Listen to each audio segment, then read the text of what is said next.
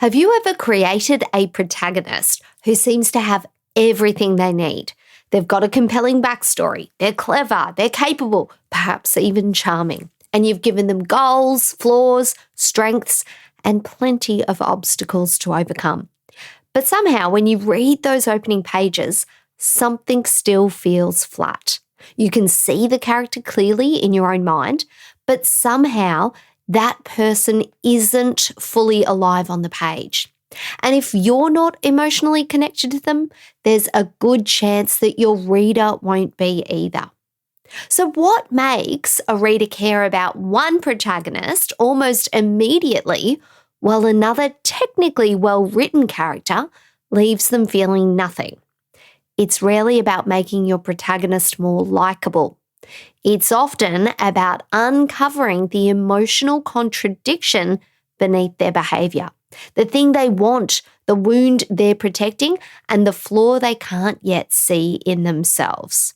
And sometimes looking at whether your protagonist carries the tendencies of a dove, owl, peacock, or eagle can also reveal a side of them that you haven't discovered yet.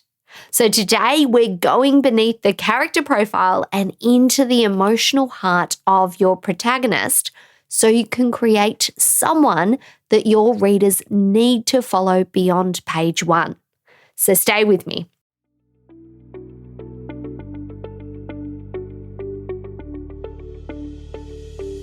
If you feel called to write a book, but writer's block, procrastination, and self-doubt keep pulling you from the page, you're not alone, and you're not meant to stay stuck.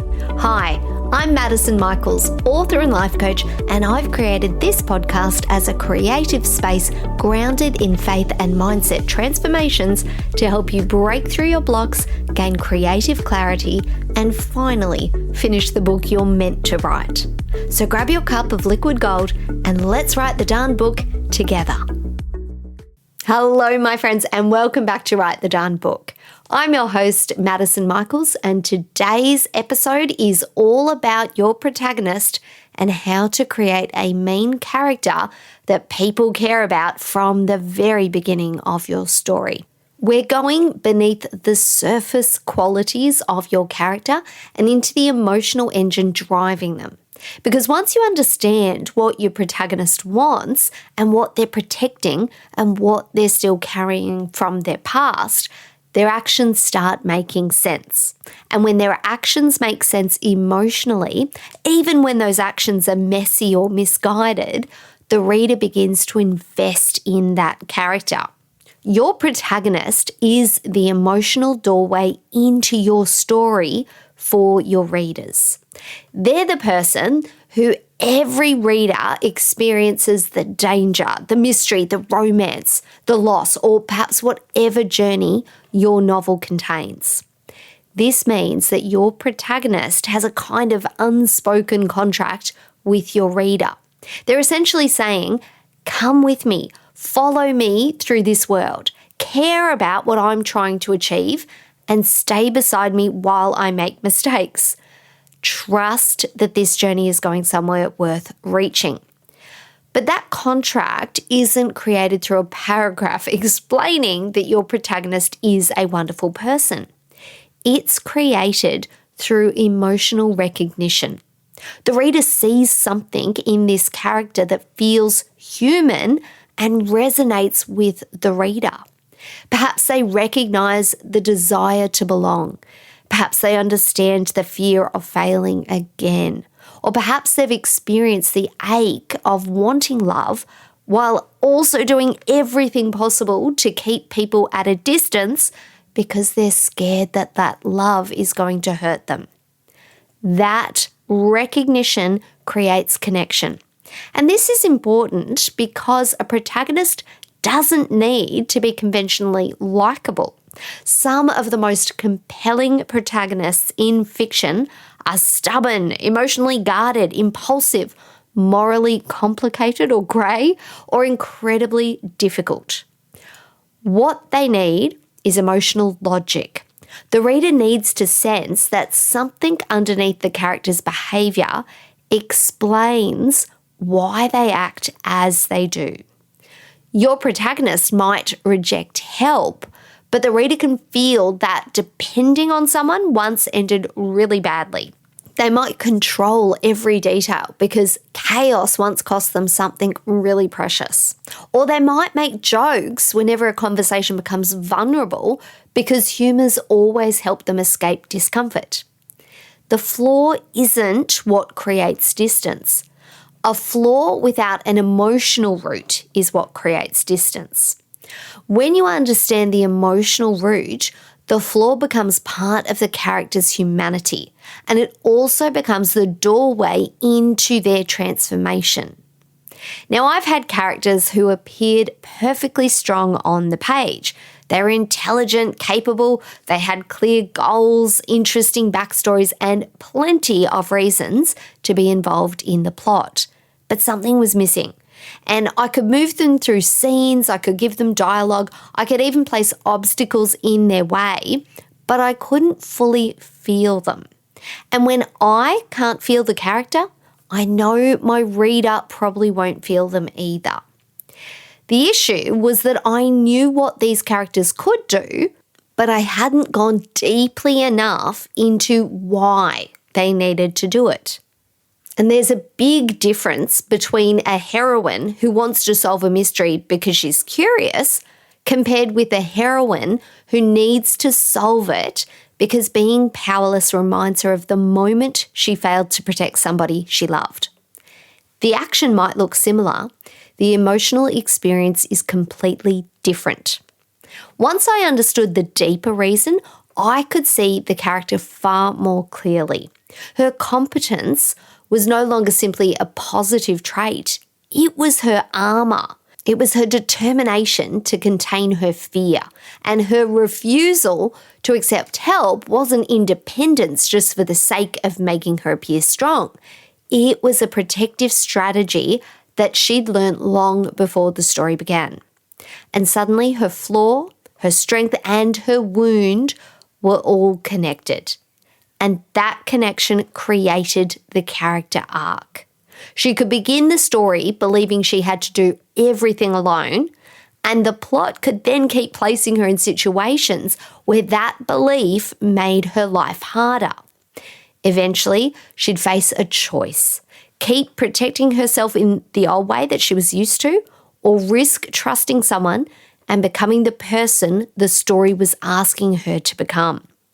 That's when a protagonist starts to feel real to the reader. The protagonist's strength, their flaw, they often grow from the same emotional wound and root. And that trait helped them to survive their past and is now creating problems in their present, in the story. So let's look at the 3 layers that can help you build a protagonist that readers root for. The first layer is about what does your protagonist want right now. Your protagonist needs an immediate desire. This is the thing that they consciously believe will make life better. They might want to win a case or save the family estate or solve a murder, perhaps earn a promotion or find a missing person or escape an arranged marriage. The external want gives the story movement. It creates decisions, obstacles, and stakes. It also gives the reader something concrete to follow. On page 1, your protagonist might still be a long way from the central adventure, but they should want something in the immediate scene. Perhaps they want to avoid being noticed, or they need to retrieve a letter before someone else sees it, or perhaps they want to get through dinner without revealing that their marriage is falling apart. Even a quiet opening becomes far more engaging when the character enters it with an intention. So ask yourself, what does my protagonist want in this scene? And why does getting it matter to them? Be specific. Sarah wants happiness is far too broad to create useful action, whereas Sarah wants to persuade her sister to attend their father's funeral gives her something she can pursue, fail at, and make choices around. Now, the second layer is What wound is shaping how they pursue it? Your protagonist's wound is the emotional experience that shaped the meaning they now give to the world. It might come from rejection, betrayal, humiliation, heartache, failure, loss, or perhaps a long period of feeling unseen. The wound itself matters, but the belief created by the wound matters even more. A character who was abandoned might believe people always leave. A character that was publicly humiliated might believe safety comes from never showing a weakness. A character who failed to protect someone might believe they have to control every possible outcome so it doesn't happen again. That belief creates a protective strategy. The protective strategy then becomes the flaw that causes trouble in the story. And this is where the bird writing personalities can give you an interesting character development lens. We usually explore the personality tendencies in relation to you as a writer, but those tendencies and the knowledge of them can also help you ask better questions about your protagonist. They're not fixed character boxes, and your protagonist can certainly be a blend. Their behaviour might also shift under pressure. So use the birds as a doorway into curiosity rather than a label for your character. A dove-style protagonist might be deeply relationship-led. They might value harmony and belonging and emotional connection. Their wound might involve rejection or the loss of an important relationship. And because of that, they might avoid conflict, sacrifice their own needs, or keep forgiving behaviour that needs to be confronted. Their kindness is a strength, but that same kindness can become people-pleasing when it's driven by the fear that speaking honestly will cost them love. Their external want might be to keep the family together. Their deeper need might be to realise that genuine connection can survive honesty and boundaries. An our-style protagonist might seek certainty and truth and understanding. Their wound might come from a time when missing one detail led to failure or chaos. Now they analyse everything. Their intelligence and preparation make them very capable, but their need for certainty might keep them from acting. They could become suspicious or rigid or so focused on finding the perfect answer that they fail to trust their instincts. Their external want might be to solve the problem correctly. Their deeper need, though, might be to accept that courage sometimes requires movement before every question has been answered. Now, a peacock-style protagonist might be expressive and imaginative and hungry for possibility. They might crave recognition or freedom or excitement or the feeling of being fully alive. Their wound might involve being ignored or dismissed or made to feel that their authentic self was too much. So they learn to perform. They become entertaining, charming, or endlessly optimistic. Yet underneath that energy might be a fear that people are going to lose interest when the spark disappears. Their external want might be recognition or adventure, but their deeper need might be to discover that they have value even when they're quiet, uncertain, or emotionally exposed. Now, an eagle-style protagonist might be decisive and driven and fiercely independent. Their wound could come from perhaps feeling powerless or like a failure or being controlled. They learn that strength means staying in charge, and this makes them very effective. It also makes them impatient, emotionally guarded, or unwilling to trust anyone else with responsibility. Their external want might be victory, protection, or control, and their deeper need might be to understand that vulnerability and collaboration can expand their strength rather than diminish it. Notice that each one contains a contradiction. The dove's empathy can become self-erasure. The owl's intelligence can become paralysis. The peacock's charisma can become performance. And the eagle's strength can become emotional isolation. The contradiction is where the characters begin to breathe.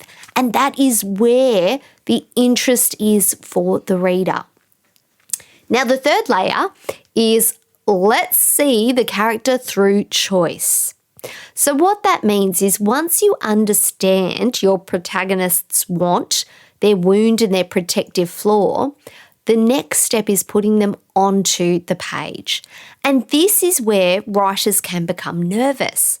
We've done all this amazing character excavation, deep diving into their backstories, and we understand what happened when the protagonist was 8 years old. We know their deepest fear, their secret desires, and their favourite childhood breakfast or memory. So we tend to try to explain all of that immediately. But your reader rarely needs the full backstory on page 1. It's unlikely they actually need any of it on page 1, right? What they need is evidence. Show the protagonist making a choice that reveals the pattern. A dove protagonist might agree to host a family gathering while quietly hiding how overwhelmed they are with that choice. An owl protagonist might delay opening an important letter until they've gathered every possible piece of information about what it could contain. A peacock protagonist might turn a painful moment into a joke while making sure everyone else is laughing. An eagle protagonist might take control of a situation before anyone's even asked them to. Those actions reveal personality, wound, and flaw without requiring a long explanation or any backstory. And there's one more ingredient that helps a reader root for your character. Give your character a moment of exposed humanity. Now, this doesn't require tears or a tragic confession. It can be tiny. Perhaps the hard, intimidating detective keeps a child's drawing folded inside his wallet. Perhaps the ambitious heroine rehearses a confident speech, then quietly checks whether her hands are shaking. Perhaps the character who insists they need nobody still leaves the porch light on for someone who might never come home. That small contradiction tells the reader there's more here. It creates a question. Why does this matter to them? What happened? What are they trying so hard to hide? And those questions pull the reader forward into your story. So when you return to your manuscript, look at your protagonist's first appearance and ask 3 questions. First, what do they want in this immediate scene? Second, what wound or belief is shaping the way they pursue it? And third, what choice reveals both their strength and the flaw that is going to complicate their journey? Then look at the page itself. Can the reader see the want through action? Can they sense the emotional pressure beneath the behaviour? Is there that contradiction that makes the protagonist feel layered rather than predictable? Now, you certainly don't need to reveal everything at once. Page 1 is an invitation, not a full psychological report. So give the reader enough to feel that this character is carrying something. Give them enough to sense that the story is about to press on a tender place for that character, and give them a reason to wonder whether this protagonist can become the person they'll need to be. Because readers root for change. They root for the guarded character who might learn to trust. They root for the people pleaser who might finally stand up and use their voice. They root for the brilliant overthinker who might finally take a leap of faith. And they root for that relentless achiever who might discover that winning isn't the same as being whole. Your protagonist begins the story with a way of surviving. The story invites them to learn a new way of living and becoming. And that's the heart of their character arc. So as you head back to your manuscript today, remember that your protagonist doesn't need to arrive on the page polished, healed, or perfectly likable. It's kind of the opposite, really, isn't it? They need to arrive wanting something. They need to carry a pattern that makes emotional sense, and they need to make choices that give the reader a glimpse of both who they are now and who they might become. So open that first scene and look at your protagonist with fresh eyes. What are they reaching for? What are they protecting? And what might this story finally ask them to face? And if today's episode has shown you anything, I hope it's that understanding personality changes everything. It changes how we understand our characters, and it changes how we understand ourselves as writers. And that's actually a perfect segue into something I've been so excited to share with you all, because behind the scenes, there's been so much happening inside Write the Darn Book, and I'm finally able to start sharing some of it with you. Firstly, I'm working towards the release of my new book, Unlock Your Writing Personality, and I honestly can't wait to bring it into the world. The book is all about helping you understand how you are naturally wired as a writer and why some writing advice might work so beautifully for someone else but leave you feeling frustrated or restricted or stuck. And it's also going to dive into how to create a writing process that works with your personality rather than against it.